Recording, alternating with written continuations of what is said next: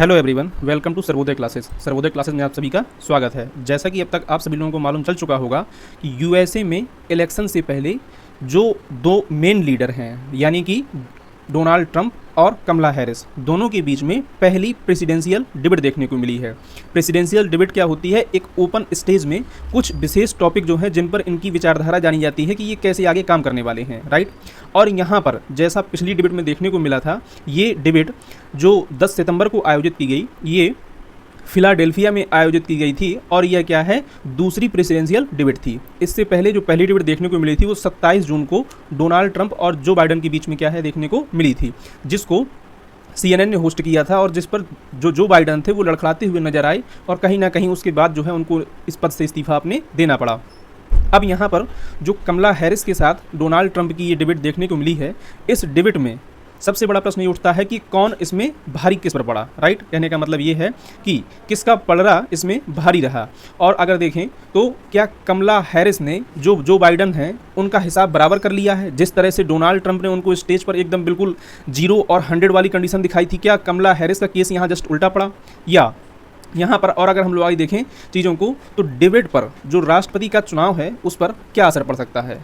इन सभी चीज़ों को और यहाँ जिन जिन मुद्दों को लेकर के बात हुई है, भले ही वो अबॉर्शन हो, इजराइल हमास वार हो, रसिया यूक्रेन वार हो, या इमिग्रेशन का मुद्दा है, अबॉर्शन का मुद्दा है, उन सारी चीज़ों पर एक एक करके हम लोग यहाँ पर बात करने वाले हैं और समझने का प्रयास करेंगे कि इस पूरे डिबेट का आउटकम क्या होने वाला है। साथ ही मैं आपको ये भी बताऊँगा कि इसमें पर्टिकुलर इस डिबेट में दोनों में से किसका पलड़ा भारी रहा है, राइट। तो सबसे पहले यहाँ पर आप देख सकते हैं कि जो डिबेट हुई है उसमें सबसे पहला प्रश्न निकल के आता है कि who own the Harris Trump presidential debate, यानी कि दोनों में से कौन यहाँ पर डिबेट जीता है, राइट। तो इसके बारे में हम लोग बात करेंगे। यहाँ पर आप देख सकते हैं कि अमेरिका में 11 सितंबर को डेमोक्रेटिक उम्मीदवार, आपकी जानकारी के लिए बता दूं कि यूएसए में दो ही मेन पार्टियां हैं, एक है डेमोक्रेटिक और एक है रिपब्लिकन, राइट। तो जो डेमोक्रेटिक पार्टी है वो जो बाइडन की पार्टी है, जिसने कमला हैरिस को क्या है नॉमिनी बनाया हुआ है प्रेसिडेंट पद के लिए। हालांकि वर्तमान में कमला हैरिस वाइस प्रेसिडेंट के तौर पर भी वहां पर काम कर रही हैं। वहीं सेकेंड साइड जो अपोजिशन में देखने को मिल रहे हैं वो है डोनाल्ड ट्रंप। डोनाल्ड ट्रंप की पार्टी है रिपब्लिकन। साल 2016 से लेकर के 2020 तक वो पहले भी क्या है यूएसए के प्रेसिडेंट रह चुके हैं। दोनों के बीच तीखी बहस देखने को मिली, इस करीब 1 घंटे 45 मिनट चली हुई बहस में, राइट। दोनों ने एक दूसरे पर विभिन्न मुद्दों पर बात की और विभिन्न मुद्दे का आरोप भी लगाया, जहाँ पर कैपिटल हिल दंगा हो, गर्भपात मुद्दा हो। और वहाँ पर सेकेंड साइड डोनाल्ड ट्रंप की बात करें तो डोनाल्ड ट्रंप ने हैरिस को जो इमिग्रेशन है, बॉर्डर का इशू है और इजराइल हमास वार का इशू है, इनको लेकर के इनको घेरने का यहाँ पर प्रयास किया। अब आइए यहाँ पर हम लोग एक एक करके चीज़ों को समझने का प्रयास करते हैं। तो देखिए यहाँ पर प्रश्न यही है कि जो प्रेसिडेंशियल डिबेट हुई है उसमें कमला हैरिस का पलड़ा जो है बहुत ज़्यादा भारी देखने को मिला है और इन्होंने बहुत बेहतरीन तैयारी कर रखी थी इस डिबेट के लिए और बहुत अच्छे से कह सकते हैं इन्होंने ट्रंप को यहाँ पर, ट्रंप को अगर देखा जाए तो पूरी डिबेट के दौरान जहाँ ये अपना रिएक्शन दे रही थी इनको चीज़ों को लेकर के, वहीं ट्रंप अगर बात भी कर रहे थे तो वो तो कैमरे की तरफ देख रहे थे या जो इस शो को होस्ट कर रहे थे, इस डिबेट को होस्ट कर रहे थे, उनकी तरफ देख रहे थे। लेकिन अगर इनकी बात की जाए तो ये एकदम straight eye to eye contact करके उनकी तरफ जो है उनके जवाब दे रही थी। तो ये अपनी क्या है पूरी प्रिपरेशन के साथ यहाँ पर आई और यहाँ पर शुरुआत जो हुई वो अर्थव्यवस्था से लेकर के शुरुआत होती है कि यहाँ पर कैसी चीज़ें रही हैं। तो इकोनॉमी की बात करें तो ट्रंप ने आरोप लगाया कि इस देश में महंगाई क्या है बढ़ती जा रही है और लोगों को जो रोजमर्रा की चीज़ें हैं जैसे अनाज, अंडे आदि में क्या है मुश्किलें आ रही हैं और लोग क्या कर रहे हैं, मेरा जो 2016 से 2020 का टाइम पीरियड था उसको याद कर रहे हैं क्योंकि वहाँ पर अर्थव्यवस्था क्या थी, बहुत ज़्यादा अच्छी थी, राइट। इस चीज़ को लेकर के कमला हैरिस ने कहा, इसका जवाब देते हुए कहा कि अमेरिकी लोगों के जो सपने हैं और उनकी जो इच्छाएं हैं, मैं उन चीज़ों को बहुत बेहतर तरीके से समझती हूं, राइट।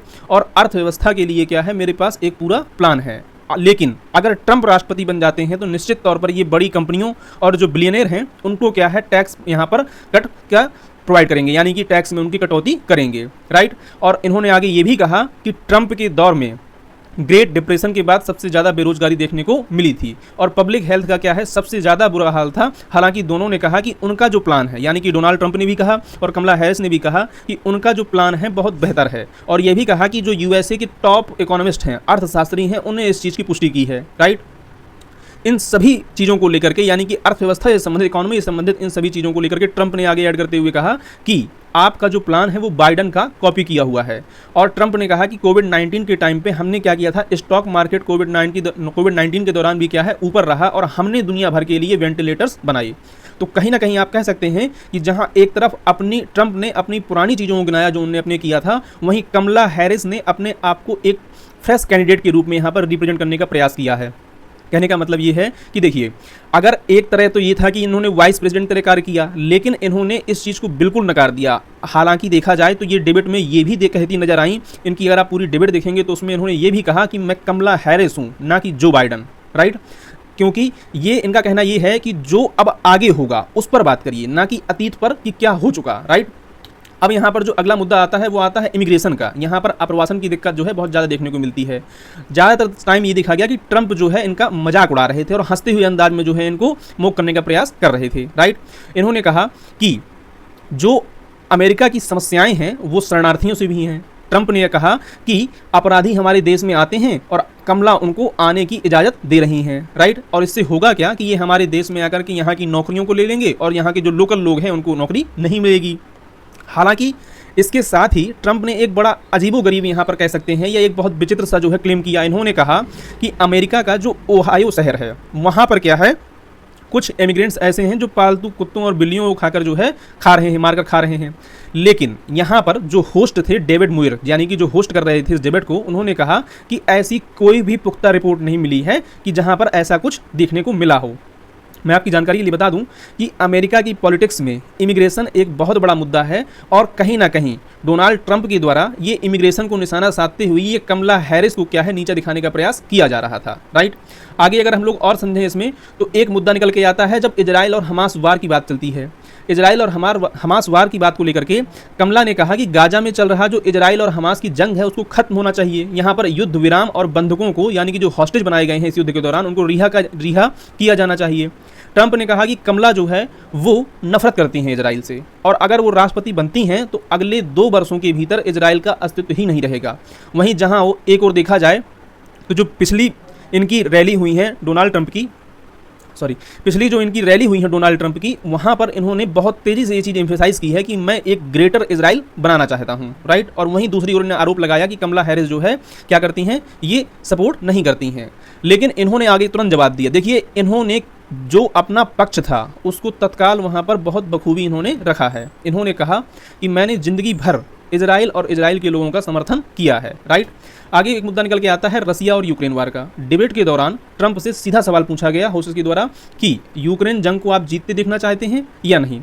इस पर ट्रंप सीधा जवाब देने से बचते नजर आए और उन्होंने दोनों को साधने का प्रयास किया। जैसा कि आपको मालूम होगा कि डोनाल्ड ट्रंप को रशियन प्रेसिडेंट पुतिन का एक अच्छा समर्थक माना जाता है, या कह सकते हैं कि दोनों के बीच अंडरस्टैंडिंग अच्छी है।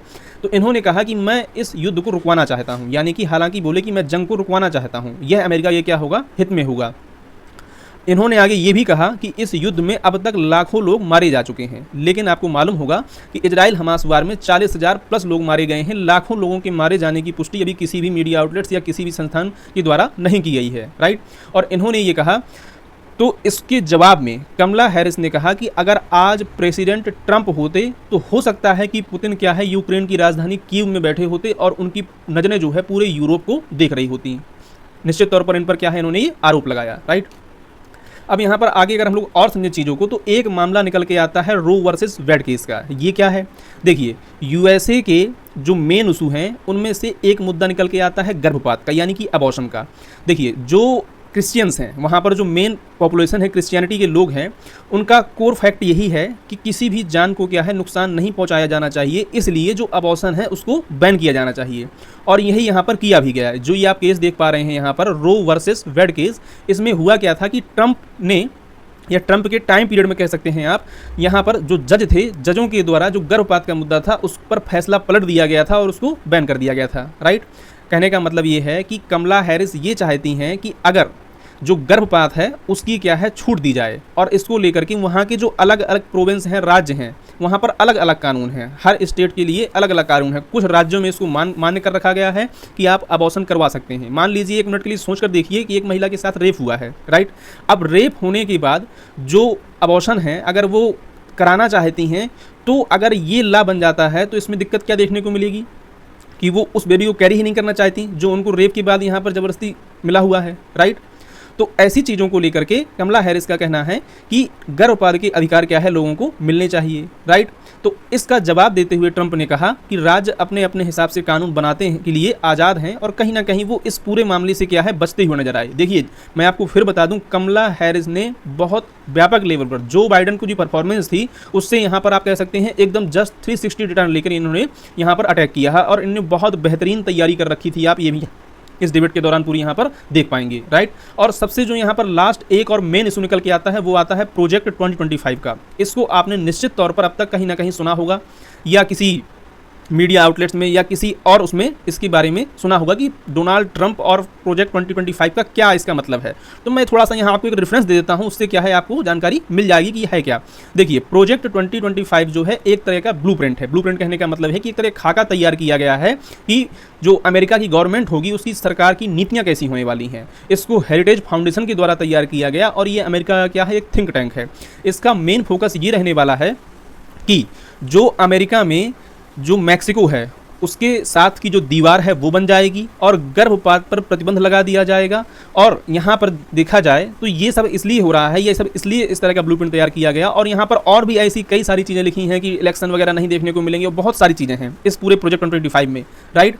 और इस थिंक टैंक की बात करें, जो हेरिटेज फाउंडेशन थिंक टैंक है, इसका मेन फोकस रिपब्लिकन पार्टी है, यानी कि डोनाल्ड ट्रंप की पार्टी है।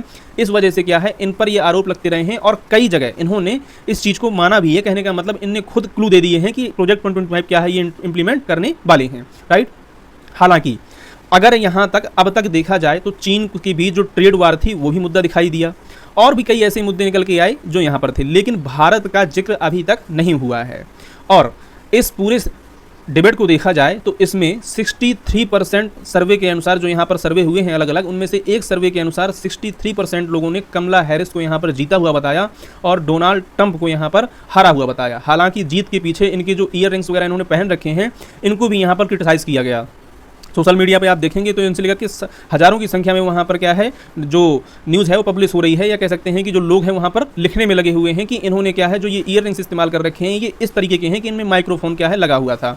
और यहाँ पर क्या है कि ये डायरेक्ट ओबामा से कॉन्टैक्ट में थी और ओबामा इनको क्या है बता रहे थे कि इनको क्या जवाब देना है, जो कि ऑफकोर्स क्या है बिल्कुल भी सही नहीं है। ऐसा कुछ भी देखने को नहीं मिला है।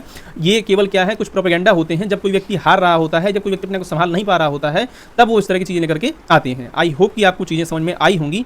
आपको अगर वीडियो पसंद आया हो तो प्लीज़ चैनल को सब्सक्राइब कर लीजिएगा और वीडियो को भी लाइक करिएगा। Thank you for watching.